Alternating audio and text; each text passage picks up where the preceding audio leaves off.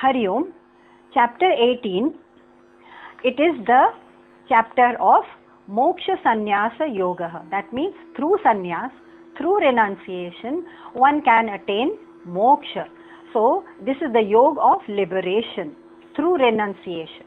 Renounce what? May be the question in the mind of Arjun. What should I renounce? What should I give up? What should I abandon? त्याग मैं किस चीज का करूं ताकि मुझे भी मोक्ष मिले. So verse number 3, chapter 18, we will pick up again from there. Bhagwan says, त्याज्यम दोषवदित्येके कर्म प्राहुर मनीषिणः. Bhagwan says, it's not my opinion, but some manishinah, manishi, some wise people, they say that tyajam doshavadityeke. You must understand that all karma will collect pap or punya baggage for you. So do one thing, just drop all karma. This is not Krishna's opinion. This is the opinion of some manishina, wise people, quoted by Krishna.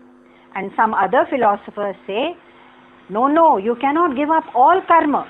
How will the world go on? So, what karma should be done? Absolutely mandatory. So, second line, yagya dana tapah karma natyajamiti chapare.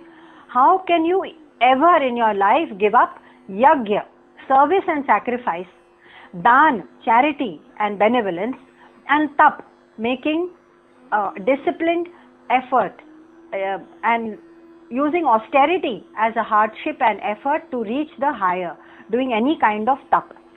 Now, yagya, tap and dan, we have understood in many ways.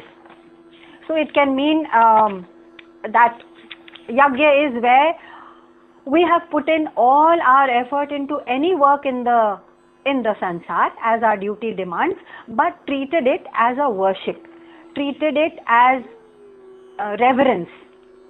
And with that in mind, we put in our 100% and it becomes a yagya because we put in our entire samarthya, our shakti, our spurti, whatever we have, we put in as we do in a havan, sacrificial fires, we put in that form. That is our yagya. Dan, of course, is charity. We can share of ourselves, whatever we have. We normally share whatever we have. We can't share what we don't have. So if you have sensitivity of mind, serenity of mind, calmness of mind, even that is a sharing, because many people need shanti from us, from sansar. Doesn't mean that we give only objects in dan, कि हमने आटा दाल चावल पंडित को बुला के once in a year दे दिया और once in a blue moon दे दिया. Yes, I have done my charity duty. No, charity duty is not complete unless we have given off everything that we have generously. Whatever is required at the right time. Remember chapter 17, at the right time by the right recipient. And of course, tap. Tap is the highest effort that one has to make. And that effort is not just for the world. That is yagya. For sansar, in the sansar we do so much of hardship. That is yagya. Then what is tap? Tap is also a kind of effort, but it is only and only for the higher. If I want to uplift my spiritual life to a higher level, then there are different things that I will do. Like what? Like dhyan, meditation, jap, nam jap, and of course shravanam, listening to the scriptures, mananam, contemplating on it, nitidhyasanam, staying in that thought as long as I can. So shravanam, mananam, nitidhyasanam, swadhyaya, self-study, all these austerities take your effort. It doesn't come easily. It doesn't come to the lazy mind. And therefore it is called an austerity. Tap is an austerity. So try reading one entire scripture or an entire chapter in a day. If we are not used to it, it will be very hard. Therefore it's a tap. But tap only and only for the higher truth. Bhagwan says, see, these philosophers who believe that you may or may not give up anything in the world, your makan, your job, your position, but these three things you cannot give up. These are the things that only Manushya can do. What are these? Yagya, Dan, that yagya is work with a sense of reverence, and tap and dan. Only human beings can do, and they do it for what? For their own upliftment. Now, when this doubt is cleared, there may be another doubt. What can I give up? Because we are talking of sannyasa yoga, the principle of renunciation, renouncing what? So, we have seen so far that every karma that we do has a consequence. So, punya karma karenge, to punya karma ka consequence bhi punya milega. But that's not forever, because punya is also a bundle, and once that bundle is exhausted, then we have to come back to the earth again. So punya ka bundle collect karne ke liye, we do it so that we get a good life. Yes, we get a good life. We already have a good life. For that continuation, we do punya, but it is not freeing us from janma bandhan and janma maran ka cycle. It is not freeing us. So every karma has consequence. Then what should I do? What should I give up? What is that essence of renunciation? In fact, Arjun's question is not what is renunciation. In the very first verse, Arjun has asked, Sanyasasya mahabaho tattvamichhami veditum. Uska tat, uska essence, sannyas ka tattva mujhe samjhao. I want to know its very core of it. Now, to understand that, we all think that renunciation means giving up this or that and becoming free. No, it's not so easy. Can I announce all karma? Renounce all karma? No, of course not. There will be chaos in the world. Then what is it?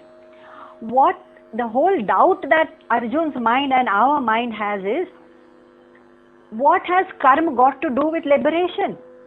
Because the name of the chapter is Sannyasa, Moksha Sannyasa Yoga. That means the principle of renunciation will lead you directly to moksha. What has your karma? We have to do so much of karma in this world. We saw so many types of karma yesterday.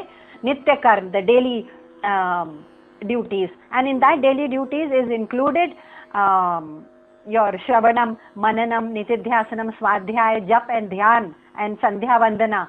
Remember, as a Hindu, this is compulsory as Nitya, daily duty.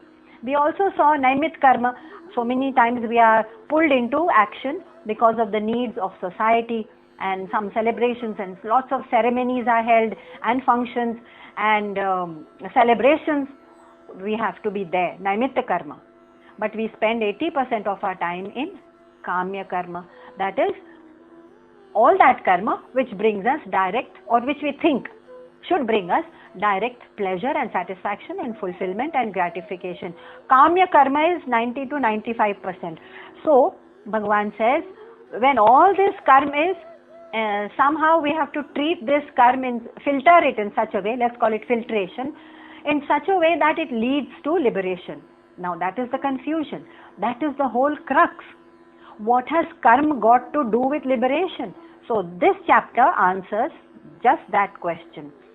What kind of karma will bind me? Not all the karma. If I am doing my Nitya karma, my Sandhya Vandana, my Puja, my Jap, my Tap, and my Shravanam, my listening to scriptures, Swadhyaya, understanding the scriptures through somebody or self-study, and Swadhyaya and Shravanam and contemplation on the highest truth, or listening to more and more videos of so many Swamis who are there on internet now. No, that karma will not bind me, because that karma is meant for my own spiritual man shuddhi and growth. So man shuddhi jo kaam karta hai, that cannot bind me to karma, to janma bandhan, so that I am free. What is binding me? Whenever I do something with kamya karma, that I want this or that satisfaction, gratification, comfort from that karma, then it becomes my karma, mamata, and it becomes associated with me and attached to me. That attachment and that desire of that karma is binding me. The karma by itself is not binding me. That's what we have seen so far. Then the question arises, if I don't do any karma in the world which is for my own satisfaction, for my own gratification, for my own profit or gain, then what is my motivation? What karma can I do? Because I am not motivated at all. That is the question that any seeker will ask next.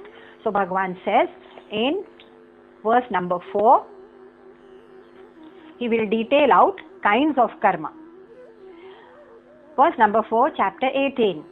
Nishchayam shrunu me tatra tyage bharata sattama. Hey Arjun, listen to the final truth from me. I have told you now, says Krishna, that I have told you the opinions of so many philosophers. Give up karma completely. Give up only the desire-driven karma, kamya karma, and don't give up some of the karma which is your duty. All the philosophers say different things. Now Arjun, listen to my final truth. Nishchayam shrunu. Shrunu means to listen. Shrunu me tatra tyage bharata sattama. That what is that renunciation? Second line.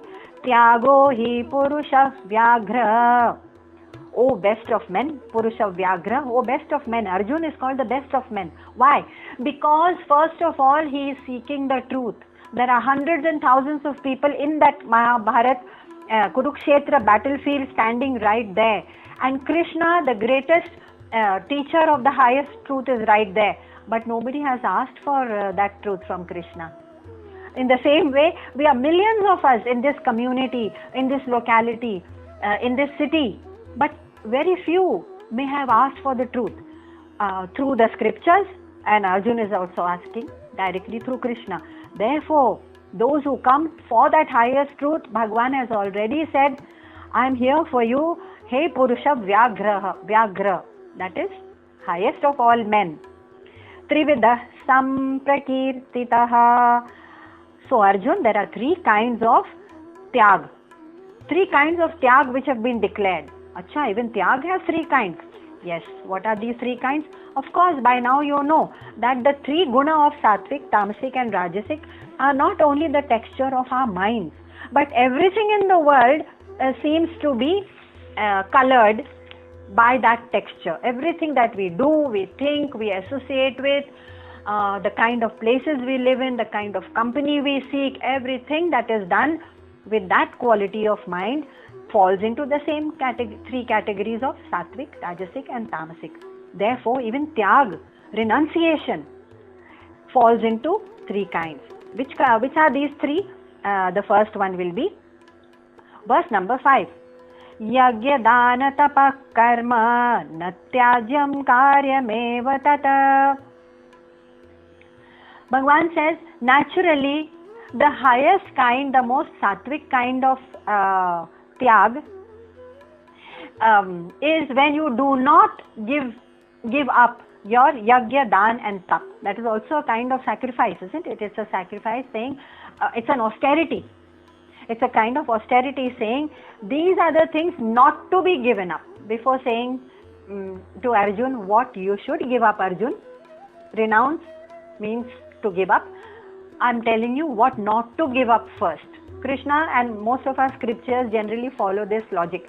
They first say what the truth is not, and then they come to the truth. In the same way, in the second chapter we saw, when you want to know who am I, directly there is no answer given. First, Bhagwan goes to find out what you are not. You are not this body which is going to fall anyway. You are not this mind changing all the time. You are not this intellect, sometimes confused, sometimes clear. You are not the body, mind, intellect and the aham, ego which is attached to it. Then who am I? So this method of negation is commonly found in all our scriptures. So in the same way, Krishna now negates tyag and says, no, what you should not give up, I'll tell you first. That we have already seen. Yagya, dan and tap karma na tyajyam karyameva tat. And then he adds a positive to it. This was the negative, not to give up. And a positive is, yagyo danam tapaschaiva. Yagya, dan or tap, aapke liye kya karte hain? Why should it not be given up? So Bhagwan says simply, pavanani manishinam. It simply purifies. Pavanani. Pavan banata hai. Pavanani manishinaha. The wise people say this. Yagyo danam tapaschaiva pavanani manishinam. Now let's see. Why we should go for purification? Because without that purification, there is no hope of gaining that highest sukshma, very, very subtle truth. Because we are dwelling most of the time, our mind is dwelling in the gross world. Gross is where Krishna is not. Krishna consciousness is not. I'm not even aware of my breath, which is very subtle. Leave alone my awareness, my consciousness. So हम अपना मन इतना सूक्ष्म बना दे that I'm aware of not only my mind and body, aware. Mind and body and intellect कहाँ जा रहा है, मन कहाँ जा रहा है? Breath. How is the breath? Is it shallow? Is it deep? Is it scattered? Is it even? And my consciousness, who am I? In meditation, you go sukshma, deeper and deeper and deeper, till you see the subtlest form of yourself. Yes, the body is also me, but it's the gross self. Mind I cannot see because it's busy running around and I'm running behind it. It's so gross. When I make it subtle, when I make my awareness subtle, I can see where the mind is running, because mind is subtler than the body. Subtler than the mind is intellect. And when I'm confused or I'm not clear, I can see it. Subtler than that is my breath. Actually, breath comes right after the body. It's attached to the body. And then the mind. So breath is also subtle, and then the mind and intellect. And then the consciousness. It is the subtlest. Am I aware even of my breath? Or even of where my mind is going? These subtle things I'm never aware of. So Bhagwan says, आपको मन शुद्ध करेंगे, जैसे ही gross world से उठ जाएगा, इसको कहेंगे कि प्योरीफाई हो गया. क्योंकि ग्रॉस वर्ल्ड में एंगेज करने से कुछ न कुछ प्रोवोकेशन जरूर होगा, and every provocation will bring me either लोभ, that is greed for more, और अहम, yes I am the achiever, I am successful, या डिसअपॉइंटमेंट एंड क्रोध, एंगर एंड फ्रस्ट्रेशन, क्योंकि नहीं हुआ. कि दुनिया में दो ही चीजें हो सकती हैं हमारे कर्म से. In my action, I can either achieve success or no success, failure. इन दोनों के अलावा कुछ नहीं हो सकता. And in both these, my mind feels either krodh or lobh or aham. These are not purifiers. So, what action can I do that these things do not touch me? So, if I am doing dhyan or jap or sandhya vandana or daily pujas, or swadhyay studies, or shravanam, listening to the scriptures, or mananam, contemplating on it, where is the room for krodh, for desire, calm? Where is the room, where is the necessity also for lobh, greed? Where is the necessity for aham, I have achieved this? So that's why yagya, dan and tap are the three things which will purify you, and the mind will be purified. So here, the small bit of warning is that when we do vandana, puja, yagya, dan, tap, still we attach a part of the aham to it.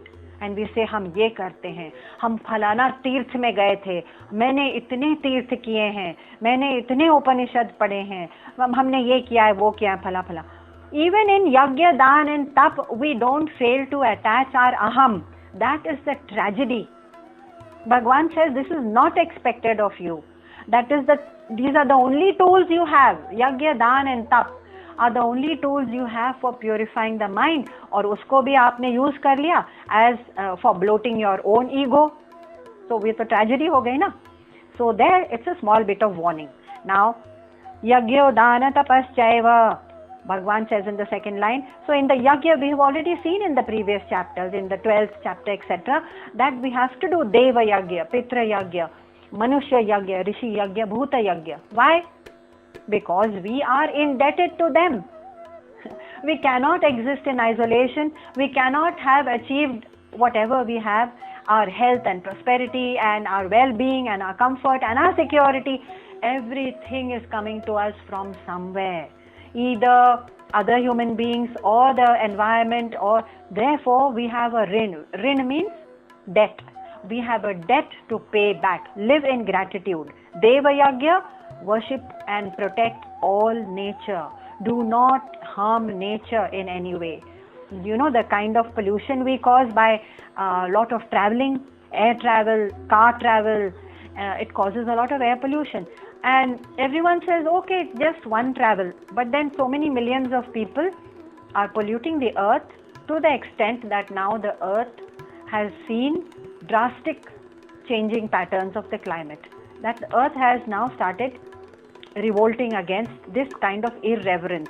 But from the beginning, 6,000 years ago, the scriptures said, no, you are dependent on all forms of nature. We are realizing it now.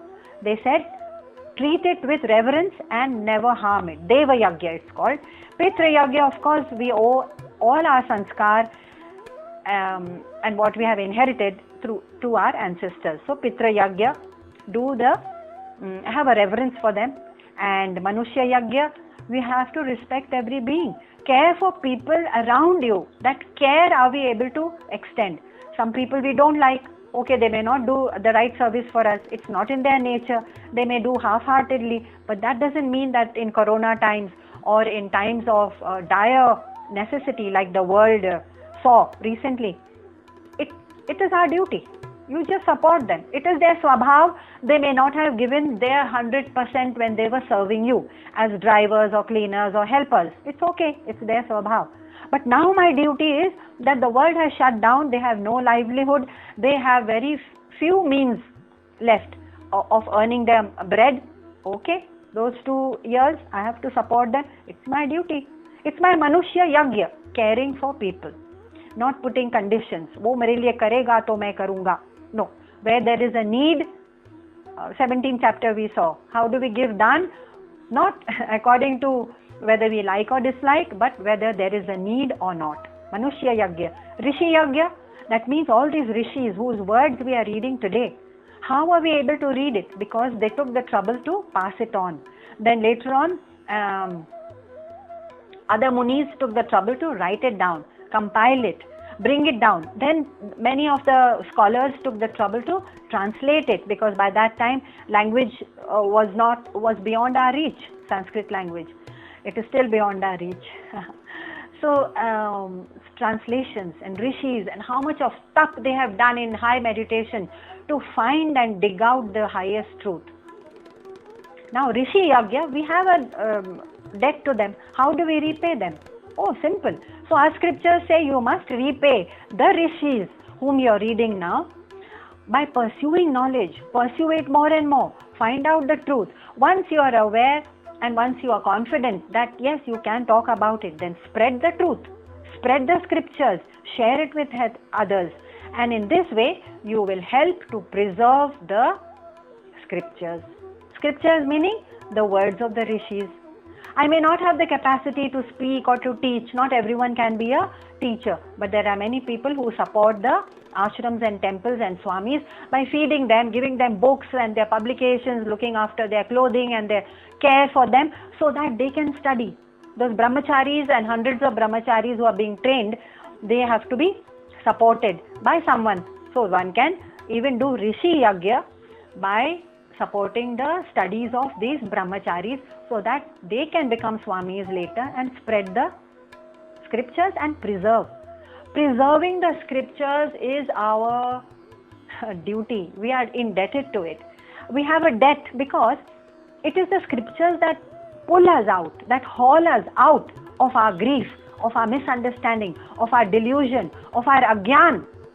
और कौन हमें अपने अज्ञान से निकाल सकता है? तो ये स्क्रिप्चर्स को तो हमको किसी भी तरह धन से या कर्म से, that is by teaching, we have to help to preserve it. Otherwise, if we are careless, then we say, oh, somebody else will do it.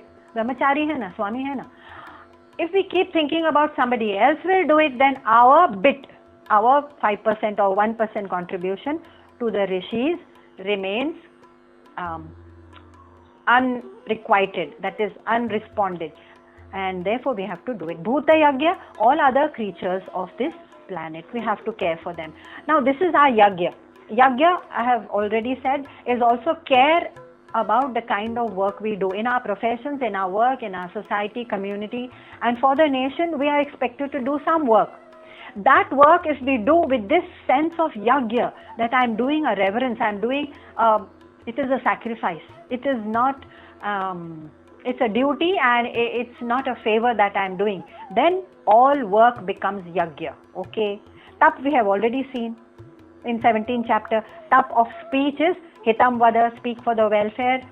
speak in a way that is for the welfare of people and speak kind words, but always speak the truth. This is your discipline of speech, tap of vak. What about this tap of mind? The mind is running helter and skelter into this desire, this criticism, that criticism, and also dissatisfaction with small things. That dissatisfaction of the mind is not a discipline of the mind. मन का तप वो होता है जब we are of a cheerful state of mind. We are able to hold on to that joy and cheerfulness. How? Because we are santusht. That santosh of mind, that saralta of mind, that atma sanyam, self-discipline, self-control, let's call it. Sanyam means control of mind, is a discipline of mind. So tap is not just कि मैंने jap कर लिया. Okay, so you have learnt about focus and concentration through tap, it's through jap, etc. But tap is a very, very vast word, and it encompasses so many things that in English it is impossible to translate this small word of tap. So the tap of mind is when the mind can be disciplined into saralta, simplicity, santosh, being able to be satisfied, cheerfulness, hold on to that cheerfulness, and sthirta, to be steady. Then it is a tap. Otherwise it's an indisciplined mind. फिर हम तप क्यों करते हैं कि सुबह एक माला कर दी, शाम को पूजा कर ली, दिया जला दिया, हमने तो अपना कर लिया. Mechanical duties will not bring self-control, self-discipline of tap. Therefore Bhagwan has said, yajna और तप तो आप छोड़ ही नहीं सकते. That's when he meant this kind of tap, of mind and of speech. He meant this.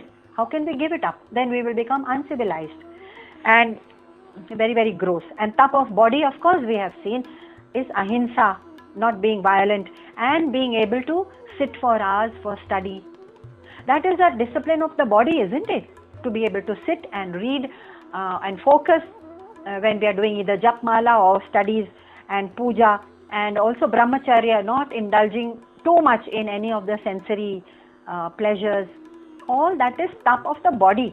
कि भाई बॉडी को कंट्रोल में रखो, क्योंकि वो तो ये भी मांगेगा, वो भी मांगेगा. वो मांगेगा रंग रूप रस गंध, कि आँख है तो आँख, नाक, टेस्ट, टच, वो सब मांगेगा, और मैं उन्हीं में जीता रहूंगा. I will live only in the senses. So when tap is mentioned, remember, English can never encompass such a vast meaning of tap. And this is the real discipline. This discipline, when tap means that my body is disciplined into sthirta and not running after senses. My mind is also disciplined into santosh, saralta and shanti. And my vak, my speech is also, the tap of speech is disciplined into speaking kindly, speaking the truth and for the welfare of others. Bhagwan, that's why says, you know, in the 5th verse, Bhagwan has said, yajna dana tapa karma na tyajyam. आप इन चीजों को त्याग नहीं कर सकते. He has used a negative. And then he has used a positive in the second line, saying, yajyo danam tapaschaiva pavanani. These will purify you. When Bhagwan uses a negative and a positive for any concept, you can take it for granted that he considers, who? Lord Krishna considers the concept of the utmost importance. Otherwise, he will not go on saying, putting it in negative, then again in positive, and reminding Arjun over and over. We might like to underline this and say, this was not there in my upbringing, in my education, because we were brought up in a materialistic world. So my family and my education failed to tell me what are these concepts. Take it for granted that Krishna means business. By means business, he is serious when he is putting it in negative and positive. Otherwise, he won't repeat it over and over. Okay. So when he says Pavanani, yes, it will bring Chitta Shuddhi. How Chitta Shuddhi? We have seen Chitta Shuddhi means purification. Because if I am not attached to certain things, then I will do my work, leave it, my karma. We are talking of karma in this chapter. And I may not get hung on failure and success. Then, if that is the case, I will not get into krodh and kam and lobh and pride or arrogance or anger. great. If I am not getting into kama, krodha or lobha about my own work, then naturally my mind is already pavanani, because once the clouds are removed, the sun already shines through. It's not कि मुझे अब मैंने ये सब remove कर दिया, attachment and काम क्रोध, and now अब मुझे purification कहाँ से मिलेगी? Nobody is going to pour any purification into us. We are, the very nature of Atma is purity. The sun just shines through. Only the removal of the Ashuddhi is needed. So our true self is already actually untouched, not attached, and it is Shant, and it is Shuddh, and it is actually Saral. It's clean. And it's definitely steady and sthir. Only that shines through when once this is removed. So Bhagwan says, देखो यज्ञ, दान और तप, इन तीनों में तुम अपना मन लगा लो. Tap as has been defined here, okay? And yajna and dan. Tab, I will assure you that all the ashuddhis will be washed off, of kama, krodh, lobh and arrogance and pride. If I don't attach arrogance to my puja and tirth, उसमें भी ego अगर न डालें, then you are ready to reach the highest. How? Because this, now he is talking about the sattvic kind of karma. But there can be a tamasic karma also, isn't it? That Bhagwan is saying in verse number 6. Etan yapitu karmani sangam tyaktva phalani cha kartavyani time partha nishchitam matamottamam. No, he is defining sattvic karma little more.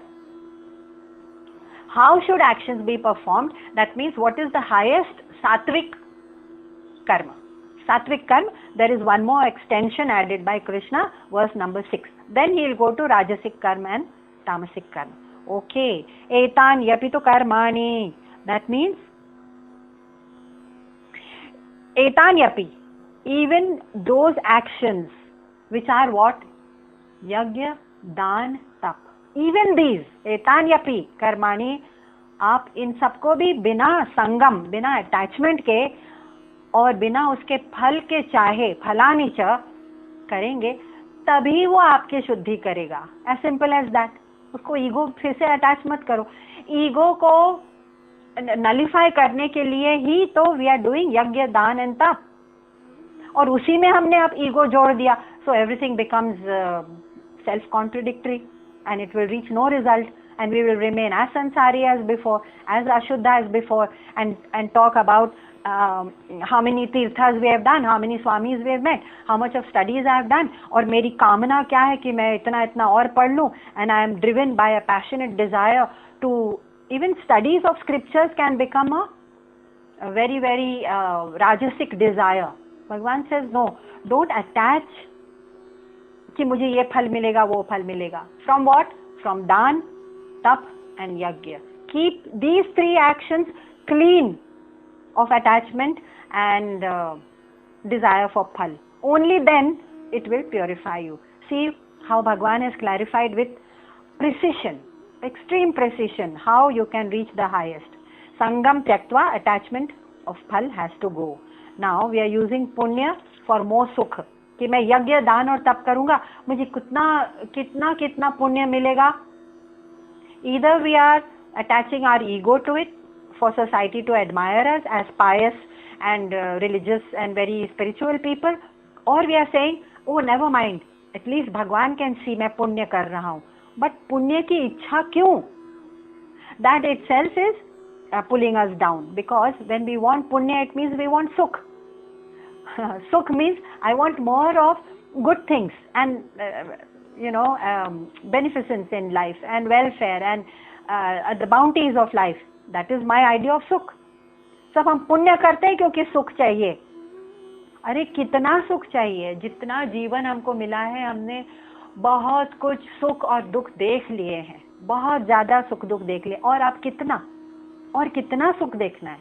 So put an end to it, Bhagwan says, by just converting all your action as if you are doing a worship, that is yajna, dan and tap. And in yajna, dan and tap, you do not attach expectation. You do not attach. Irreverence, you do it with complete reverence. So this detachment to fruit and to the act is what you have to give up. So now we know what we have to give up. Aha, this is the yoga of renunciation. Can I give up karma? No.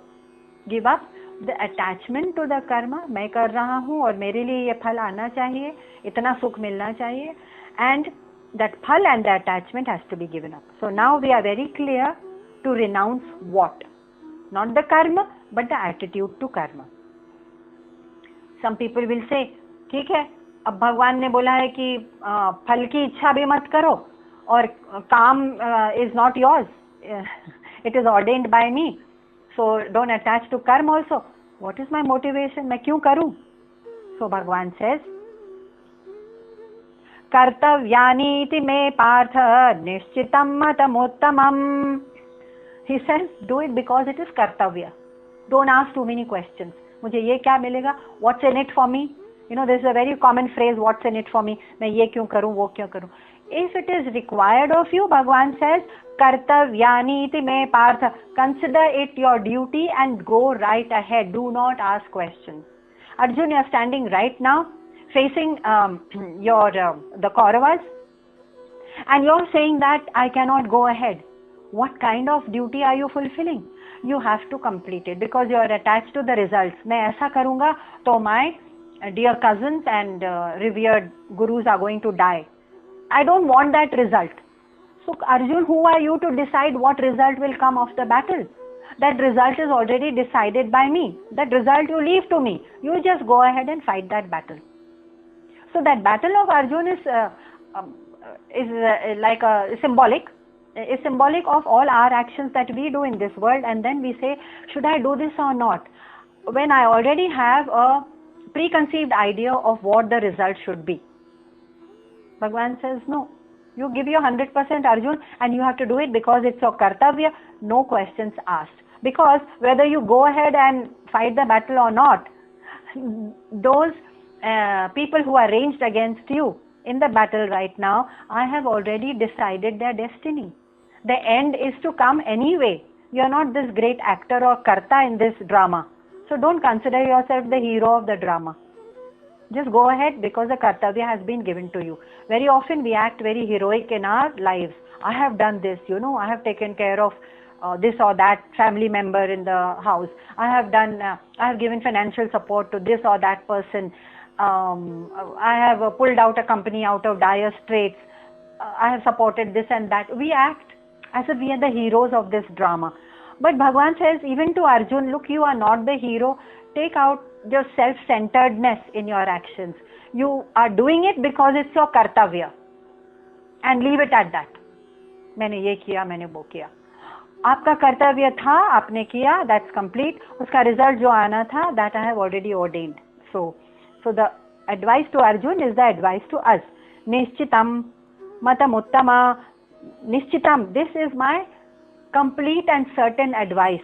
Matam uttamam. Uttamam, my highest advice, my mata, opinion, is nishchitam. This is the one for you, Arjun, that you have to do it because it's kartavya niti me partha. It is your kartavya. So the moment people say, what is my motivation? What motivation do you want? We have been brought into this earth and we have got certain roles to play as parents or teachers or scientists or workers or social workers or caregivers for animals. Or these are roles we have been given. Do not attach some halo around, a heroic halo around it. This is my role and I am doing it. Bhagwan says, no, that will not work because you have to give up that I-ness, because that give up means renunciation, and this chapter is all about renunciation. I am leading you right from purifying your karma in such a way that the karma attaches no punya papa, and therefore you get your moksha. So moksha sannyasa yoga.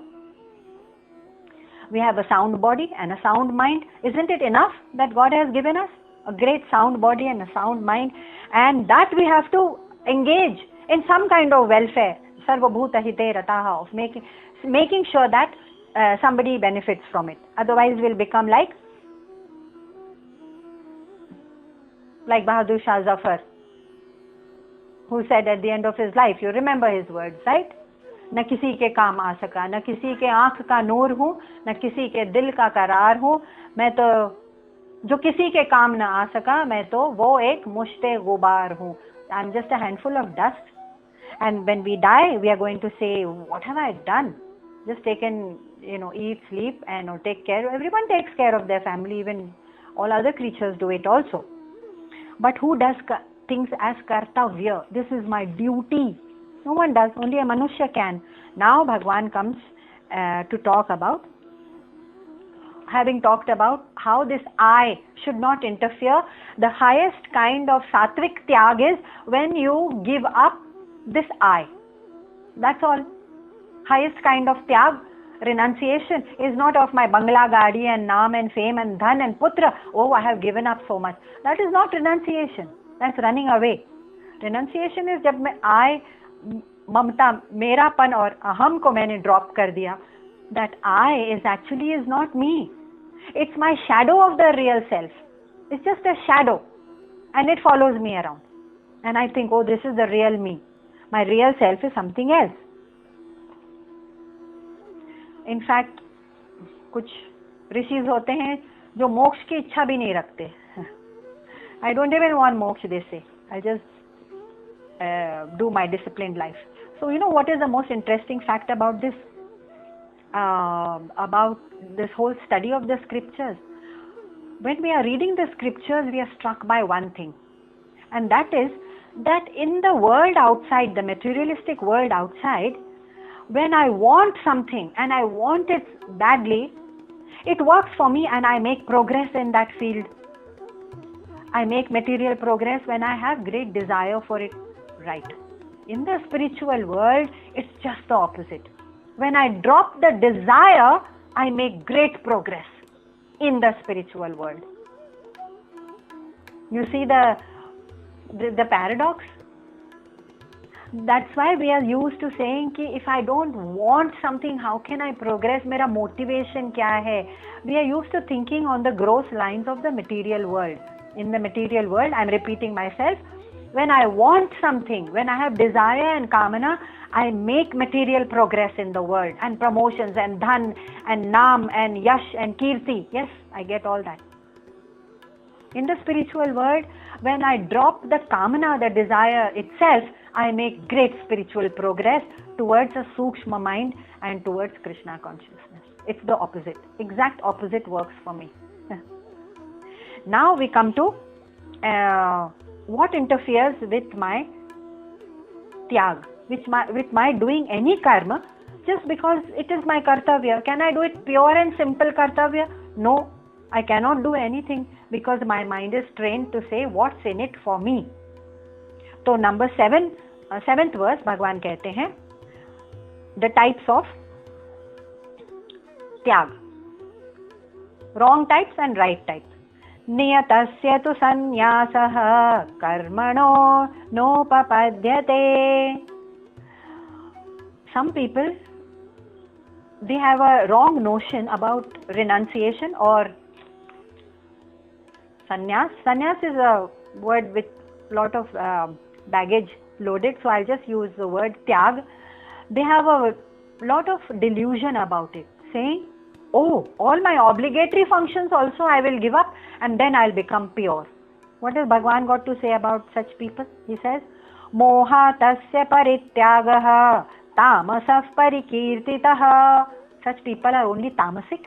They've given up work out of sheer laziness and inactivity and nishkriyata, and they are deluded. Moha tasya, out of their delusion. What is delusion? Not knowing the truth, not knowing the right thing. So he says, see, tamasic tyag is no good for me.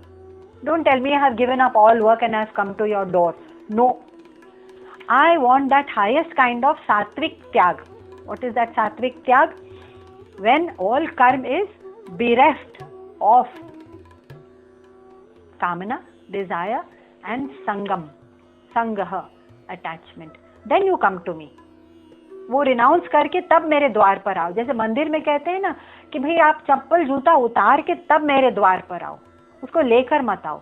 In the same way, if you come to the church and you want to confess, you're coming to the confession booth with your aham gone, with your desire for penance, for repentance. तो कुछ ना कुछ बाहर छोड़ना पड़ता है. That छोड़ने को त्याग कहते हैं. So he's saying leave it behind, but if you leave कर्म behind, पूरा कर्म ही बाहर छोड़ दिया, तो फिर I can't accept you. That is a very false and delusional understanding. So he calls it tamasic. Tamasah parikirtitah. Okay, so I've understood what is wrong or tamasic tyag. I cannot tyag off any of my duties. What about the next kind of tyag? There are 3 kinds, right? So the next is rajasic. Number 8, verse number 8. दुःखमित्येव यत्कर्म कायक्लेशभयात् त्यजेत् सकृत्वा राजसं त्यागं नैव त्यागफलं लभेत्. दुःखमित्येव यत्कर्म. Some action is too painful for me. It is too fatiguing. I get too tired doing it. I get emotionally tired or physically, and also it compromises my personal comfort, and it is too much of strain for me. So although it has, that work is facing me or offered to me, I do not take it because of these reasons. And then I say, ये काम मैं छोड़ देता हूँ. तो ये कर्म का त्याग हुआ? Not at all. This is not karma ka tyag. You are holding on to your comfort and pain. There are some people, they perform their duties only if it is not too painful, not too inconvenient, not too uncomfortable, and not fatiguing them. हाँ, मैं कर लेता हूँ. Chinmay ji says this is not some kind of a heroic relinquishment. आपका त्याग ये heroic नहीं है. This is very, very self-centered tyag. So it will not even be accepted as tyag of karma. Remember, we are talking of tyag, giving up something. So giving up what? Such people give up their duties itself by saying, oh, it's too painful. It's a very unheroic way of living. Now, what about Arjun? Arjun said, it's too painful for me to even consider the fact that my Gurujan are going to be slaughtered by me. It's too painful. So, Arjun, are you going to not do your duty because it is uncomfortable for you emotionally, too fatiguing and too painful? Then Arjun, your tyag of this karma is rajasic karma. You are not sattvic, Arjun. The same thing applies to us. I'll take care of my parents or some person who is very, very ill in the family, or lend financial financial support. I'll do all these things, but there's a big but there. But if it is not coming in the way of my comfort and if it is not too painful for me, so Arjun, are you going to do it only, are you going to run away from your duty because it's painful? You are a rajasic tyagi. Many of us are like that. We are rajasic, we say, nahi, ye kaam hum nahi karenge. And what is the tyag all about? Why is tyag given such a high status that a whole chapter is devoted to it? Because every tyag that we do, every relinquishment that we do, of course without avoiding our duty, every relinquishment, every tyag that we do is actually hauling us up, pulling us up to a nobler or to a higher status of fulfillment. We can never get the kind of fulfillment from things of this sansar compared to the kind of fulfillment we get when we have fulfilled our duty. Why? Only because the duty needed to be fulfilled, full stop. No strings attached after that. Then we see, oh, that fulfillment is really complete. It's really fulfilling. That noble fulfillment is the higher level to which we need to be hauled up, pulled up. And therefore Bhagwan says, हाँ, त्याग करना है, त्याग करना सीखो तो पहले. त्याग होता कैसे है, ये तो सीखना पड़ेगा. That is what he has been explaining so far. And then we will notice even in our own lives, just like Arjun, so many people in their offices, in their communities, social work की ज़रूरत है, family में किसी को ज़रूरत है, and people who will pull out of that situation and say, no, it's not my cup of tea. Why? They could have come forward, but they are rajasic. They say, only if it's comfortable, I'll do it. And if they do it only because of that, but Chinmayaji says, no, then you have no claim to having done any noble act at all. Okay. Now, what about? So, whatever has to be done just like like a duty, like kartavya. He says in verse number 9, Karyamityeva yat karma niyatam kriyate arjuna. Whatever ought to be done, all these niyat karma and nitya karma and yagya, dan and tap, as they say, do it and don't ask why. Because it has to be done, full stop. Where's that word? Karyamityeva yat karma. Full stop. Because it has to be done. And then when you, having done that, when you don't attach your desire for the phal of it, sangam tyaktva phalam chaiva, that satyaga satviko matah, ye tyag ko satvik kehte hain. Satvik tyag, having given up attachment and phal, not having given up any work or any duty. Okay, but what is it actually that interferes with our doing our work without expectation, and therefore there is no purity of mind left? So it's very hard. Think of anything that we are able to do without thinking of the result of it. So here I would like to talk about a story. This goes back to the time of Ram Tanu, who later on became one of the greatest singers in the court of Akbar. Ram Tanu was actually a disciple of a great music master called Swami Haridas of Vrindavan. Swami Haridas of Vrindavan would teach him every day on the banks of the river. And whenever Ram Tanu did not concentrate, he would, the master would ask, what is on your mind? Not why don't you get the sur? What is on your mind?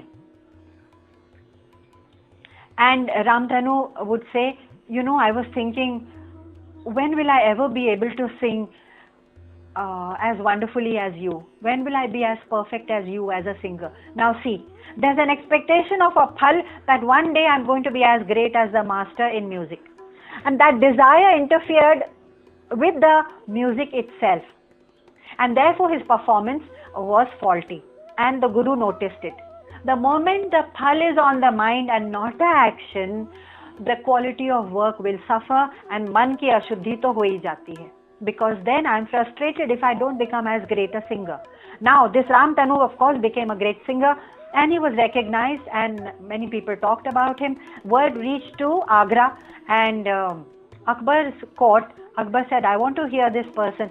Once he heard, he summoned him to Agra of course, and once he heard him, he said, I am bowled over by your music. So if you sing so wonderfully, how great must be your master? So first of all, I want you to join my court as one of my 9 gems, and I bestow the title of Tansen on you. And that's how he became from Ram Tanu to Tansen.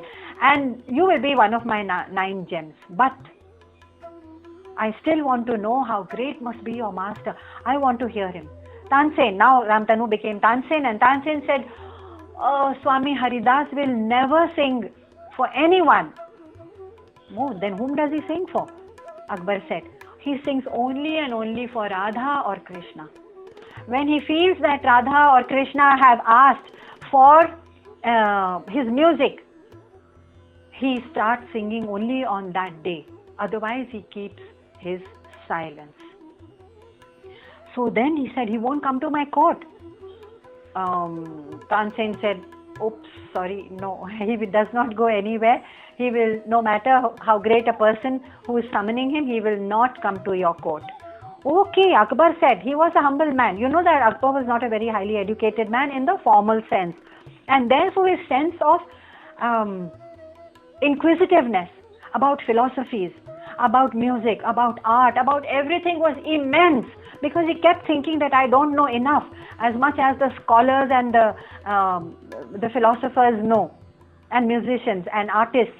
And therefore he was basically almost illiterate, and a lot of the scriptures came to him orally, and it came through all the different forms, denominations, all the religious denominations were represented in his court, where he said, I want the priest to tell me about each one of your own religions, so that I can hold the best of each one of these and create not my own, but a new religion called Deen-e-Ilahi. You know about this.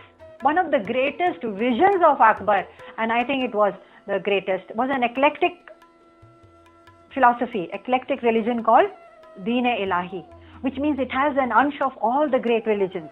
See how humble he was. Okay, this is an aside about his character. He said, I will go to Vrindavan if the master doesn't come to me. So he proceeded to Vrindavan, and he was there for a day, no music, another day, no music, no singing. So then he stood out in the courtyard and wondered when the master would sing. And one fine day there was music, and Swami Haridas, he was in the most divine mood, and he started singing, saying, Krishna wants to hear me, Radha has called me. And he closed his eyes. When the strains of music reached the ears of Akbar in the court, he rushed to the doorstep, because he was waiting in the courtyard, and he sat there transfixed by the divine music. At the end of it, Akbar had tears in his eyes, and he said, I have no words for your music. Why is it that your disciple no, he didn't say that in front of him. He can't say that about his disciple. He just thanked him. He left the court, and he left Vrindavan, went back to his court, and the same evening when Tansen was singing, Akbar said, Tansen, why is it that your music misses that quality? So Tansen said simply, Akbar, my master sings the most divine music, and by divine music here we mean any kind of action that we do. It can become divine because he does not seek wealth, money, physical, material reward. From his music he does not seek fame, name, aishwarya, kirti. From his music he does not want to please anyone, any influential person or royalty. So Akbar's next question naturally was, but Tansen, you have everything. Then why is it that you don't have that quality? Tansen said, I have a fear. Akbar said, what? Fear is interfering in your the quality of music? Yes, I have fear. Of what? Fear that all that I have attained right now, I'm one of the 9 gems, I am a court singer, I have this high status, fear that I may lose this. So I sing, making sure that I perform, never to lose that high status. And I have the fear that I am performing to please the highest, to your highness, your majesty. I'm trying to please you. I should not displease you. There's a fear. Anything that interferes with the quality of work we do, anything, any motive, all these are motives. मुझे धन चाहिए, ऐश्वर्य चाहिए, I want the good opinions of people, मुझे fame चाहिए, yeah, I have fear that I may not be able to perform. Any of these things when we attach to our work, any work, in the society, in the family, in the corporate world, at the national level, in the home, bringing up a family, relating with, keeping up the family together, whatever our task, if the motive is contaminated by any desire out of these, then it will not be able to, it will not be Shuddh. The action will not be Shuddh. And therefore the Phal will not be Shuddh. So the karma which, the karma, whatever we do, it gathers the baggage and dust of कामना. मुझे फल की कामना है, मुझे इस काम में मुझे महारथ मिली हुई है. That means I am the perfectionist, not others. ये मेरा अहम है, ये मेरा attachment है. संग and kamana are the dust, ashuddhi attached to my karma, and finish. That karma cannot be shuddh. Its phal, karma phal cannot be shuddh, and I will not be able to be completely unfettered or free or liberated or moksha. That high level of shuddhi Bhagwan is demanding from whom? From Arjun and from us. Saying, you have come to my doorstep asking for renunciation, liberation and the highest truth. आप इतनी दूर आ गए हो, 17 chapters से सुन रहे हो. Now you cannot give up. You have to make sure that this truth is translated into your life. It bears down into your life, because this is the highest truth. He has said, highest truth is, this is the nishchitam matamuttamam kartavyati. This is my highest truth. About what? About karma as a tool for karma and sannyas, that is renunciation, as tools for renunciation, for moksha. Only renunciation can lead to moksha. Now, then you might say, what else is left? Sab to sun liya humne. But Bhagwan has much more to say about the quality of our renunciation, and that we will take up next time. Om Purnamada Purnamidam Purnat Purnamudachyate Purnasya Purnamadaya Purnameva Vashishyate. Om Shanti Shanti Shanti. Harihi Om. Shri Gurubhyo Namaha. Harihi Om. Shri Krishna Arpanamastu. Mastu.